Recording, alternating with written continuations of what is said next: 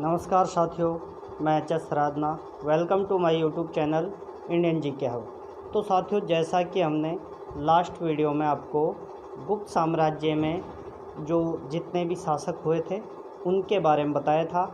अब गुप्त साम्राज्य की हम जो प्रशासनिक स्थिति थी और गुप्त साम्राज्य के समय में कौन कौन से मंदिरों का वो हुआ निर्माण हुआ और पुराणों की रचना भी जो गुप्त शासन था उन्हीं के समय में हुई थी। तो साथियों, हम यहाँ से आगे की लूसेंट जीके की क्लास को आपके सामने पेश करते हैं। तो साथियों, यदि आप चैनल पर नए हो तो चैनल को सब्सक्राइब करें, बेल आइकन को प्रेस करें। ये लूसेंट जीके आपको रीट, पटवार और जितने भी राजस्थान के और इंडिया के जिसमें जीएस का पोर्शन आता है उस सब में आपको कम्प्लीटली काम आने वाली है। तो साथियों, हम आज गुप्त साम्राज्य के प्रशासन के बारे में पढ़ेंगे। तो हम गुप्त साम्राज्य की बात करते हैं साथियों। तो सबसे जो बड़ी इकाई थी गुप्त साम्राज्य की वो कौन सी थी? प्रादेशिक इकाई को देश कहा जाता था। आपको ये ध्यान रखना है, गुप्त साम्राज्य में जो सबसे बड़ी इकाई हुआ करती थी उसे देश कहा जाता था और इसके शासक को क्या गोप्ता कहा जाता था। एक दूसरी प्रादेशिक इकाई भुक्ती थी जिसके शासक को ऊपरी कहा जाता था। दूसरी जो प्रादेशिक इकाई हुआ करती थी वो कौन सी थी साथियों? वो भुक्ती थी जिसके जो शासक हुआ करते थे उन्हें ऊपरी कहा जाता था। भुक्ती के नीचे विषय नामक प्रशासनिक इकाई हुआ करती थी जिसके प्रमुख को विषयपति कहा जाता था। तो सबसे बड़ी देश और दूसरी सबसे बड़ी भुक्ती हुआ करती थी जिसके शासक को ऊपरी कहा जाता था और भुक्ती से नीचे क्या विषय हुआ करते थे, जिस प्रकार से आज जिले हुआ करते हैं। और उसके जो प्रमुख हुआ करते थे उन्हें क्या कहा जाता था साथियों? उन्हें कहा जाता था विषयपति। पुलिस विभाग का जो मुख्य अधिकारी था उसे दंडपाशिक कहा जाता था और पुलिस विभाग के जो साधारण कर्मचारी होते थे उन्हें चाट एवं बाट कहा जाता था। ये आपको यहाँ से ध्यान रखना है। प्रशासन की जो सबसे छोटी इकाई हुआ करती थी वो ग्राम हुआ करती थी और ग्राम द्वारा संचालित जो सभा थी वो ग्राम सभा थी और ग्राम सभा के मुखिया को क्या कहा जाता था साथियों? ग्रामिक कहा जाता था। यहाँ तक आपको आसानी से समझ में आ गया होगा। इसके बाद हम आगे बढ़ते हैं साथियों और इसके अन्य सदस्यों को क्या महत्तर कहा जाता था। अन्य सदस्यों को क्या महत्तर कहा जाता था और ग्राम समूह की जो छोटी इकाई थी उसे पैठ कहा जाता था। ये भी आपको यहाँ से ध्यान रखना है। उसके बाद हम बात करते हैं साथियों, तो गुप्त शासक कुमार गुप्त के दामोदर ताम्रपत्र में भूमि बिक्री संबंधी अधिकारियों के क्रियाकलापों के बारे में बताया हुआ है। तो साथियों, आपसे यहाँ से पूछा जाए कि भूमि बिक्री संबंधी अधिकारियों के क्रियाकलापों के बारे में गुप्त साम्राज्य में किस के मतलब ताम्रपत्र में या किस अभिलेख से पता चलता है? तो कुमार गुप्त के दामोदरपुर ताम्रपत्र से पता चलता है। भू राजस्व की दर की बात करते हैं साथियों, तो 1/4 से 1/6 भाग हुआ करती थी, यानी 25% से करीब 16.2/3% के आसपास हुआ करती थी। इसके बाद साथियों हम आगे बात करते हैं, तो आगे बढ़ते हैं इसमें।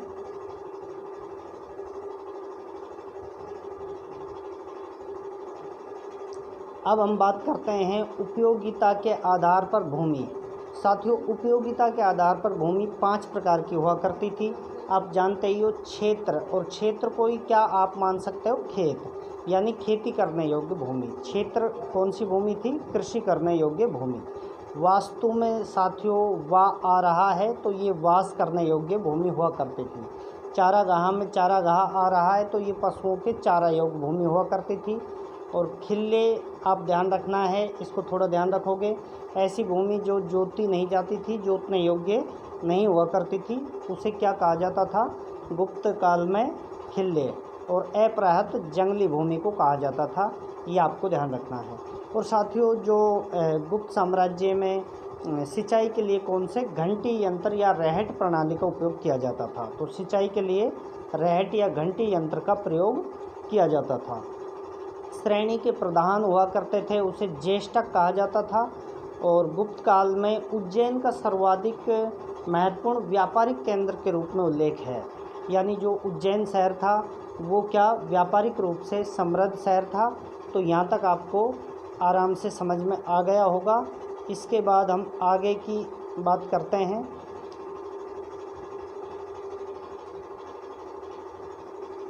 नेक्स्ट, तो साथियों श्रेणी के प्रधान को ज्येष्ठक कहा जाता था। उज्जैन का व्यापारिक केंद्र के रूप में उल्लेख था और गुप्त राजाओं ने सर्वाधिक स्वर्ण मुद्राएं शुरू की थी और इन स्वर्ण मुद्राओं को अभिलेखों में दीनार कहा गया है। तो आपको ये बात ध्यान रखनी है, गुप्त साम्राज्य यानी गुप्त शासकों के काल में जो स्वर्ण मुद्राएं थी उन्हें अभिलेखों में क्या कहा गया है, दीनार कहा गया है। अच्छा साथियों, स्वर्ण मुद्राओं के बारे में हम बात करते हैं। तो सबसे पहले जो स्वर्ण मुद्राएं भारत में शुरू की थी वो इंडो ग्रीक ने की थी। इंडो ग्रीक यानी हिंद यूनानी शासकों ने की थी। और बात करते हैं सबसे जो शुद्ध स्वर्ण मुद्राएं वो कुषाणों ने की थी, लेकिन सबसे ज़्यादा स्वर्ण मुद्राएं किन्होंने जारी की थी, गुप्त शासन काल में की गई थी, गुप्त शासकों ने की थी। इसके बाद हम आगे बढ़ते हैं साथियों। नेक्स्ट देखते हैं साथियों, आपको एक बात यहाँ से ये भी ध्यान रखनी है, जो कायस्थों का जो सबसे पहले जो उल्लेख मिलता है वो याज्ञवल्क्य स्मृति में मिलता है, याज्ञवल्क्य स्मृति में। लेकिन जो कायस्थों को जाति के रूप में बताया गया है वो कौन सी है, औष्णम स्मृति। यानी आपको यहाँ से दो बातें ध्यान रखनी है। पहली, जो कायस्थों का सबसे पहले जो उल्लेख मिलता है वो याज्ञवल्क्य स्मृति में मिलता है, लेकिन जो कायस्थों को जाति के रूप में बताया गया है वो कहाँ पर बताया गया है साथियों, औष्णम स्मृति में बताया गया है। अच्छा, एक बात और ध्यान रखनी है यहाँ से, लूसेंट का जो हर लाइन है वो एक क्वेश्चन के समान है, तो आपको हर लाइन का महत्व यहाँ से ध्यान रखना होगा। विंध्य जंगल के जो लोग हुआ करते थे वहाँ पर सबर जाति के लोग हुआ करते थे, जो मनुष्यों का जो मांस है वो देवताओं को चढ़ाते थे। तो देखिए, विंध्य जंगल में सबर जाति के लोग अपने देवताओं को मनुष्य का मांस चढ़ाते थे, ये आपको ध्यान रखना है। एक बात यहाँ से साथियों नेक्स्ट आपको ये ध्यान रखनी है कि सबसे पहले जो सती होने का प्रमाण मिलता है वो 510 के भानुगुप्त के अभिलेख से मिलता है, जिसमें कोई भोजराज की पत्नी है जो सती हुई थी। तो आपको हर लाइन का यहाँ से महत्व ध्यान रखना है। पहली बार किसी के सती होने का प्रमाण 510 ईस्वी के भानुगुप्त के ऐरण अभिलेख से मिलता है, जिसमें किसी भोजराज की मृत्यु उसकी पत्नी के सती होने का उल्लेख है। यानी भोजराज की मृत्यु हुई थी, उस पर उसकी पत्नी ने क्या, वो सती हो गई थी, ये आपको ध्यान रखना है। अच्छा, गुप्त काल में साथियों आपको एक बात भी ध्यान रखनी है कि जो महिलाएं वैश्यावृत्ति अपनाती थी उन्हें गणिकाएं कहा जाता था, और ऐसी महिलाएं जो बूढ़ी वैश्याएं हुआ करती थी, यानी बूढ़ी वैश्याओं को क्या, कुटनी कहा जाता था, ये आपको यहाँ से ध्यान रखना है। यानी गुप्त काल में वैश्यावृत्ति करने वाली महिलाओं को गणिका कहा जाता था और वृद्ध वैश्याओं को कुटनी कहा जाता था, यहाँ आपको ये ध्यान रखना है। आगे साथियों हम बात करेंगे, गुप्त शासकों ने जो राजधर्म अपनाया था वो वैष्णव धर्म को अपनाया था, और गुप्त जो शासक थे उनका राज चिन्ह में विष्णु भगवान का जो वाहन है गरुड़, उसका चिन्ह मिलता है। तो देखिए, गुप्त सम्राट जो गुप्त सम्राट थे वो वैष्णव धर्म के क्या थे, अनुयायी। उन्होंने इसे क्या, राजधर्म बनाया था। नेक्स्ट हम देखते हैं इसके बारे में, थोड़ा आपको यहाँ से ध्यान रखना होगा। तो देखिए साथियों, आगे हम चलते हैं।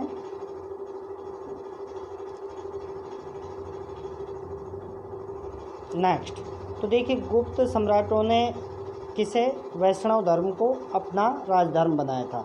विष्णु का जो वाहन है गरुड़, वो गुप्तों का राज चिन्ह था। गुप्त काल में वैष्णव धर्म से संबंधित सबसे महत्वपूर्ण अवशेष देवगढ़ का, जो देवगढ़ झांसी का दशावतार मंदिर है, वो सबसे प्रमुख इसका महत्वपूर्ण अवशेष माना जाता है। अच्छा साथियों, आपको ये बात तो पता ही है कि अजंता की जो गुफाएं थी, अजंता की गुफाओं का निर्माण आंध्र सातवाहन शासकों के समय में हो गया था, लेकिन इसकी जो गुफा संख्या 16 व 17 थी वो गुप्तकालीन है। गुफा संख्या जो 16 है उसमें मरणासन राजकुमारी का चित्र है, यानी मरणासन जो मृत्यु के समीप राजकुमारी है उसका चित्र दिया गया है। और गुफा 17 को चित्रशाला कहा जाता है। तो देखिए हम देखते हैं अजंता में निर्मित 29 गुफाओं में वर्तमान केवल 6 ही बची हुई हैं, जिनमें गुफा संख्या 16 एवं 17 गुप्तकालीन है। इसमें गुफा संख्या 16 में उत्कीर्ण मरणासन राजकुमारी का चित्र क्या है, प्रशंसनीय है। ये आपको यहाँ से ध्यान रखना है। उसके बाद साथियों हम आगे बात करते हैं इसमें। तो देखिए गुफा संख्या 17 के चित्र को क्या कहा जाता है, चित्रशाला कहा जाता है। इस चित्रशाला में बुद्ध के जन्म, जीवन, महाविनिष्क्रमण और महापरिनिर्वाण के बारे में बताया गया है। यानी बुद्ध का जन्म कब हुआ, उनका जीवन में क्या क्या बातें हुई, और गृह त्याग को महाविनिष्क्रमण कहा जाता है, उसके बारे में भी दिया गया है। और महापरिनिर्वाण से संबंधित चित्र बने हुए हैं गुफा संख्या 17 में, यानी बौद्ध धर्म से संबंधित है। ये आपको यहाँ से ध्यान रखना है और इसे चित्रशाला कहा जाता है। साथियों अब हम कुछ मंदिरों के बारे में एक बार देखते हैं। तो कुछ मंदिरों के बारे में यहाँ से देख लेते हैं। ये आपको मंदिर बहुत ही इम्पोर्टेंट तरीके से, आपको बहुत ही अच्छे तरीके से याद रखने होंगे। तो साथियों आपको यहाँ से ध्यान रखना है, तिगवा का विष्णु मंदिर कहाँ पर है, जबलपुर में। आपसे पूछा जाएगा तिगवा का विष्णु मंदिर कहाँ पर है, तो आपको ध्यान रखना है जबलपुर मध्य प्रदेश में। एक आपको भूमरा का शिव मंदिर, भूमरा का कौन सा मंदिर है, शिव मंदिर, ये भी कहाँ पर है, नागोदा में है, मध्य प्रदेश में। एक नैना कुठार का पार्वती मंदिर है, नैना कुठार का क्या है साथियों, पार्वती मंदिर, ये भी कहाँ पर है साथियों, ये भी मध्य प्रदेश में है। तो ये आपको ध्यान रखना है। उसके बाद देवगढ़ झांसी का क्या है, दशावतार मंदिर है, ये विष्णु भगवान को समर्पित है, यानी विष्णु भगवान का मंदिर है। और खो का शिव मंदिर है, ये नागोदा मध्य प्रदेश में है। भूमरा और खो ये दोनों शिव मंदिर हैं जो कहाँ पर है, नागोदा मध्य प्रदेश में। नैना कुठार का पार्वती मंदिर ये भी मध्य प्रदेश में है। और तिगवा का विष्णु मंदिर ये भी मध्य प्रदेश में है। केवल दशावतार आपको ध्यान रखना है, देवगढ़ झांसी में है, ये विष्णु मंदिर है। एक भीतर गांव का लक्ष्मण मंदिर है जो ईंटों से निर्मित मंदिर, पहला मंदिर है साथियों, ये कहाँ पर है, ये यूपी में है, आपको ये ध्यान रखना है। उसके बाद साथियों हम आगे बढ़ते हैं, तो नेक्स्ट पॉइंट की तरफ हम चलते हैं। यहाँ पर तो थोड़ा सा हम कुछ पॉइंटों को और देख लेते हैं इसमें से। तो देखिए साथियों, अजंता की गुफाएं किससे संबंधित हैं, बौद्ध धर्म की महायान शाखा से संबंधित है। बौद्ध धर्म 2 शाखाओं में बट गया था, हीनयान और महायान में। तो अजंता की गुफाएं किससे संबंधित हैं साथियों, महायान शाखा से। गुप्त काल में निर्मित अन्य गुफा बाघ की गुफा है, जो ग्वालियर के समीप बाघ नामक स्थान पर विंध्य पर्वत को काटकर बनाई गई है। तो साथियों बाघ की गुफा भी कौन से काल से संबंधित है, गुप्त काल से संबंधित है। और ये कहाँ पर है, ग्वालियर के समीप विंध्य पर्वत को काटकर बनाई गई है। ये आपको यहाँ से ध्यान रखना है। चंद्रगुप्त सेकंड के शासनकाल में संस्कृत भाषा का सबसे प्रसिद्ध कवि कालिदास रहता था। तो आपको साथियों कालिदास किसके शासनकाल में रहता था, तो गुप्त काल में रहता था। गुप्त काल में भी कौन सा शासक था, चंद्रगुप्त सेकंड, ये आपको यहाँ से ध्यान रखना है। और चंद्रगुप्त सेकंड के जो दरबार में एक आयुर्वेद के महान ज्ञाता भी रहते थे, जिनका नाम क्या था, धन्वंतरी, ये भी आपको साथियों यहाँ से ध्यान रखना है। इसके बाद हम साथियों आगे बात करते हैं, तो आपको यहाँ से आगे लेकर चलते हैं। गुप्त काल के बारे में साथियों आगे हम ये बात करते हैं कि यहाँ गुप्त काल में सबसे जो फेमस ग्रंथ है, जो विश्व में दूसरे नंबर पर उसकी लोकप्रियता मानी जाती है, उसका भी यहाँ पर क्या रचना हुई थी। और उस ग्रंथ का नाम क्या है साथियों, पंचतंत्र। तो देखिए विष्णु शर्मा द्वारा लिखित पंचतंत्र संस्कृत भाषा का है। इसे संसार का सर्वाधिक प्रचलित ग्रंथ माना जाता है। ये बाइबल के बाद दूसरा स्थान पर है। इसके साथियों 5 भागों में इसे बांटा गया है। बस आपको इतना ही ध्यान रखना है, 5 भागों में बांटा गया है। बाकी सरसरी नज़र से आपको ये भी देखना है कि मित्र भेद, मित्र लाभ, संधि विग्रह, लब्ध प्रणाश और अपरीक्षा कारेतु, इन 5 भागों में बांटा गया है। कौन कौन से भाग हैं साथियों? मित्र भेद, मित्र लाभ, संधि विग्रह, लब्ध प्रणाश और अपरीक्षा कार्य। ये आपको ध्यान रखना। अच्छा, गुप्त काल में ही आर्यभट्ट ने आर्यभट्टयम लिखा था और सूर्य सिद्धांत नामक ग्रंथ भी लिखा था। और उन्होंने सूर्य का सिद्धांत किस प्रकार बताया था कि जो पृथ्वी है वो सूर्य के चारों ओर परिक्रमा कर रही है। सबसे पहले आर्यभट्ट ने ही बताया था सूर्य सिद्धांत नामक ग्रंथ में। चंद्रगुप्त सेकंड के दरबार में रहने वाले प्रमुख दरबारी जो कवि थे वो आर्यभट्ट, वरामिहिर, धन्वंतरी और ब्रह्मगुप्त थे। ये कई बार पूछे जाते हैं। पुराणों की जो वर्तमान स्वरूप में रचना हुई थी, पुराणों की जो वर्तमान स्वरूप में रचना हुई थी वो भी गुप्त काल में ही हुई थी। जो आज पुराण मिलते हैं वो किस समय में रचित हुए थे साथियों? गुप्त काल में। तो देखिए हम आगे बात करते हैं। पुराणों की वर्तमान रूप में रचना गुप्त काल में हुई। इसमें ऐतिहासिक परंपराओं का उल्लेख मिलता है। तो पुराणों में क्या मिलता है साथियों? ऐतिहासिक परंपराओं का उल्लेख मिलता है। ये भी आपको यहाँ से ध्यान रखना है। गुप्त काल में चांदी के सिक्कों को रुपये का कहा जाता था। गुप्त काल में चांदी के सिक्कों को क्या कहा जाता था साथियों? रुपये का कहा जाता था। ये आपको ध्यान रखना है। याज्ञवल्क्य, नारद, कात्यायन एवं बृहस्पति स्मृतियों की रचना भी गुप्त काल में ही हुई थी। याज्ञवल्क्य की स्मृति में आपको ये भी पता है कि कायस्थों का सबसे पहले विवरण मिलता है और कायस्थों को जाति के रूप में औषधम स्मृति में मिलता है।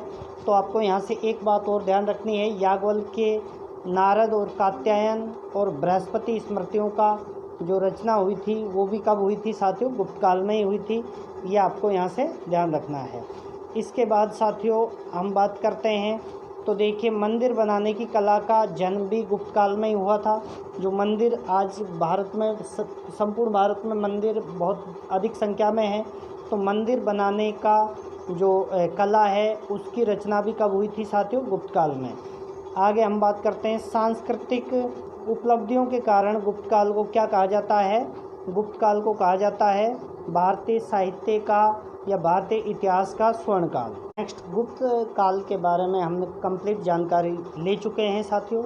इसके बाद हम साथियों बात करते हैं पुष्यभूति वंश के बारे में।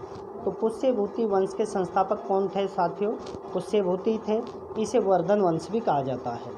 और पुष्यभूति वंश के जो स्वतंत्र जो शासक हुए थे वो प्रभाकर वर्धन थे। प्रभाकर वर्धन के 2 पुत्र थे, राज्यवर्धन और हर्षवर्धन। और इनकी एक पुत्री थी जिनका नाम राज्यश्री था। ठीक है साथियों। तो आगे चल कर के हम कंप्लीट अध्ययन करते हैं पुष्यभूति वंश के बारे में। तो हम सबसे पहले देखते हैं गुप्त वंश के पतन के बाद जिन नए राजवंशों का उद्भव हुआ उनमें मैत्रक, मौखरी, पुष्यभूति, परवर्ती गुप्त और गौड़ प्रमुख थे। इन राजवंशों में पुष्यभूति वंश के शासकों ने सबसे विशाल साम्राज्य की स्थापना की थी। यानी जो पुष्यभूति शासक थे उन्होंने सबसे विशाल साम्राज्य की स्थापना की थी। नेक्स्ट इसमें हम देखते हैं साथियों। तो नेक्स्ट आगे हम चलते हैं।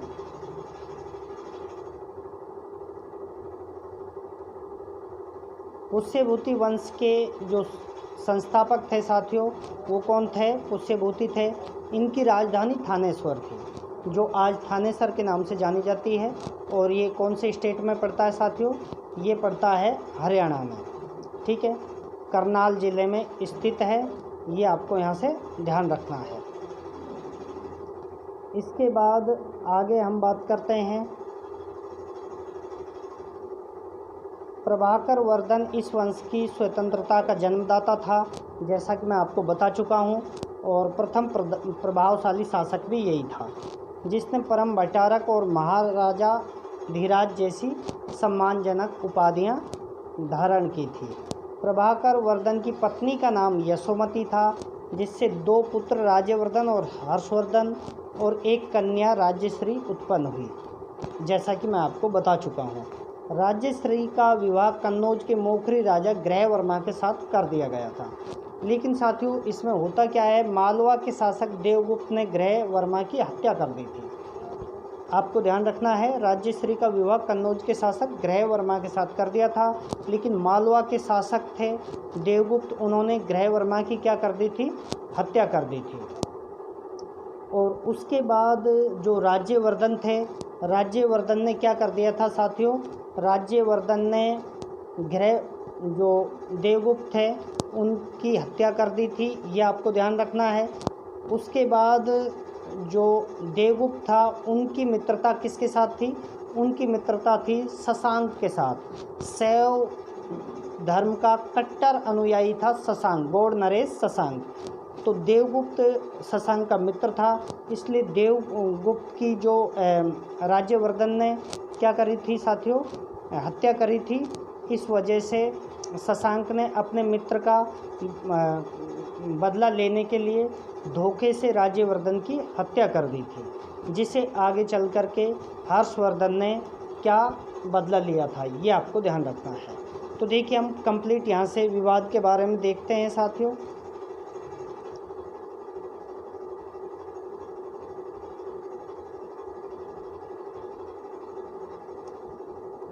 आगे हम बात करते हैं, राज्यश्री का विवाह किसके, कन्नौज के मोखरी राजा ग्रहवर्मा के साथ हो गया।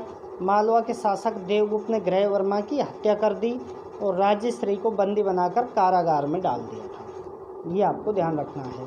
राज्यवर्धन ने देवगुप्त को मार डाला, परंतु देवगुप्त के मित्र थे गौड़ नरेश शशांक, जिन्होंने धोखा देकर राज्यवर्धन की क्या कर दी थी साथियों, हत्या कर दी थी। यहाँ तक आपको समझ में आ गया होगा। आगे हम बात करते हैं, तो देखिए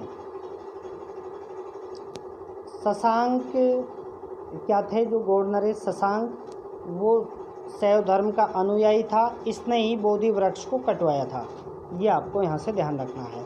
इसके बाद देखिए पुष्यभूति वंश का जो शासक बनता है वो राज्यवर्धन बनता है, जो 606 ईस्वी में 16 वर्ष की हर्षवर्धन बनता है, जो 606 ईस्वी में क्या 16 वर्ष की आयु में गद्दी पर बैठता है, थानेश्वर की गद्दी पर। हर्ष को शिलादित्य के नाम से भी जाना जाता है, इसने परम भट्टारक नरेश की उपाधि धारण की थी। हर्ष ने शशांक को पराजित करके कन्नौज पर अधिकार कर लिया था, जैसा कि मैं आपको बता चुका हूं, और उसने अपनी राजधानी कन्नौज को बना लिया था, यानी हर्ष ने राजधानी कन्नौज को बनाया था, ये आपको ध्यान रखना है। अच्छा, हर्ष को आगे चल करके पुलकेशिन द्वितीय ने क्या कर दिया था, पराजित कर दिया था। तो हर्ष को पुलकेशिन द्वितीय ने नर्मदा नदी के तट पर युद्ध में पराजित कर दिया था, ये आपको यहाँ से ध्यान रखना है। और चीनी यात्री वैनसांग हर्षवर्धन के शासनकाल में ही आया था। अच्छा, वैनसांग को क्या कहा जाता है, यात्रियों का राजकुमार कहा जाता है, नीति का पंडित कहा जाता है, और उनका जो रचना ग्रंथ था उसको सीयूकी कहा जाता है। और वैनसांग साथियों करीब 15-16 वर्ष तक भारत में रहा था और नालंदा विश्वविद्यालय में वो अध्ययन करने के लिए आया था और महात्मा बुद्ध के ग्रंथों का संग्रह करने के लिए आया था। तो देखिए आगे हम बात करते हैं वैनसांग के बारे में, थोड़ा सा चर्चा करते हैं। तो देखिए वैनसांग को यात्रियों का राजकुमार, नीति का पंडित एवं वर्तमान शाक्य मुनि कहा जाता है। नालंदा विश्वविद्यालय में पढ़ने और बौद्ध ग्रंथों के संग्रह के उद्देश्य से भारत आया था। हर्ष 641 ईस्वी में हर्ष ने क्या किया था, 641 ईस्वी में अपने दो दूत चीन भेजे थे, 643 और 645 ईस्वी में। हर्ष ने कश्मीर के शासक से बुद्ध के दंत अवशेष बलपूर्वक प्राप्त किए थे। हर्ष ने कश्मीर के शासक से जो बुद्ध के दंत अवशेष थे, दांत थे, वो बलपूर्वक क्या किए थे, प्राप्त किए थे। आगे हम बात करते हैं साथियों। तो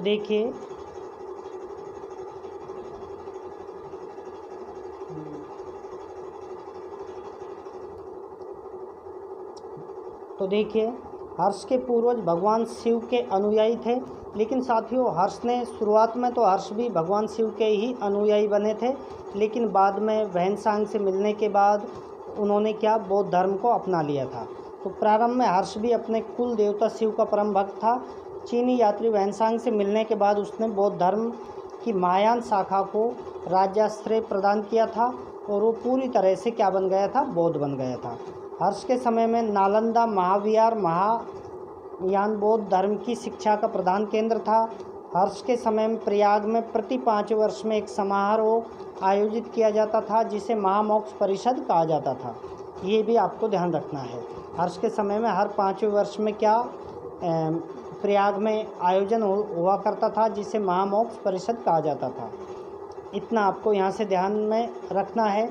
और वैनसांग स्वयं छठे समारोह में सम्मिलित हुए थे और हर्ष के दरबारी कवि बाण भट्ट थे जिन्होंने कादम्बरी और हर्ष चरित की क्या की थी, रचना की थी, बाण भट्ट ने। ये आपको यहाँ से ध्यान रखना है।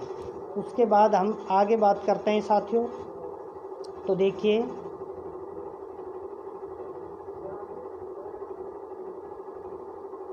हर्ष के बारे में हम बात करते हैं साथियों। तो हर्ष ने प्रियदर्शिका, रत्नावली और नागानंद नामक 3 संस्कृत ग्रंथों की रचना की थी। लेकिन साथियों ऐसा भी कहा जाता है कि इनका कवि था धावक, उन्होंने इनसे पुरस्कार लेकर के और हर्ष के नाम से इनकी रचनाएं की थी।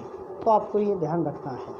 हर्ष को भारत का अंतिम हिंदू सम्राट कहा जाता है, लेकिन ना तो वो कट्टर हिंदू था और ना ही पूरे भारत का शासक था। हर्ष के अधीनस्थ शासक या महाराज, महासामंत कहे जाते थे। हर्ष के मंत्री परिषद के मंत्री को सचिव या अमात्य कहा जाता था। यहाँ तक आपको साथियों ध्यान रखना है। आगे हम बात करते हैं। तो देखिए मंत्री को क्या कहा जाता था, अमात्य कहा जाता था। प्रशासन की सुविधा के लिए हर्ष का साम्राज्य कई प्रांतों में बटा हुआ था। प्रांत को भुक्ति कहा जाता था और भुक्ति का जो स्थानीय जो शासक हुआ करता था उसे ऊपरी या राष्ट्रीय कहा जाता था, राष्ट्रिक भी कहा जाता था। हर्षचरित में प्रांतीय शासक के लिए लोकपाल शब्द का प्रयोग हुआ है। तो जो भुक्ति का शासक हुआ था वो तो ऊपरी या राष्ट्रिक कहलाता था, लेकिन प्रांतों का जो शासक हुआ करता था वो लोकपाल कहलाता था। भुक्ति का विभाजन किस में हुआ था, विषय में हो गया था, और विषय किस में, पाठक में, जो वर्तमान तहसील होती हैं। तो देखिए आपको यहाँ से ध्यान रखना है, भुक्ति विषय यानी जिलों में, और विषय किस में बटे हुए थे साथियों, पाठक, जो आधुनिक तहसीलों की तरह थे। ग्राम शासन की सबसे छोटी इकाई क्या थी साथियों, यानी शासन की सबसे छोटी इकाई ग्राम हुआ करती थी, और ग्राम शासन का प्रधान ग्राम अक्षपटलिक कहा जाता था। यहाँ तक आपको ध्यान रखना है। इसके बाद हम आगे बढ़ते हैं साथियों। तो देखिए हर्ष के बारे में थोड़ा ही और ध्यान रखना है आपको कि पुलिसकर्मियों में गुप्त काल में भी क्या कहा जाता था, चाट एवं भाट, और हर्ष के शासनकाल में भी क्या कहा जाता था, चाट एवं भाट। और पुलिस अधिकारी को क्या, दंडपाशी कहा जाता था। ये आपको ध्यान रखना है। अश्व सेना के अधिकारियों को बृहदेश्वर, पैदल सेना के अधिकारियों को बलाधिकृत या महाबलाधिकृत कहा जाता था। इतना आपको यहाँ से ध्यान रखना है। और गुप्त काल में साथियों रहट या घंटी यंत्र का सिंचाई के रूप में उपयोग किया गया था, लेकिन अभी जो हर्ष के शासनकाल में तुला यंत्र यानी जल पंप का उल्लेख मिलता है। हर्ष के समय मथुरा है जो सूती वस्त्र का प्रधान केंद्र था। ये आपको ध्यान रखना है।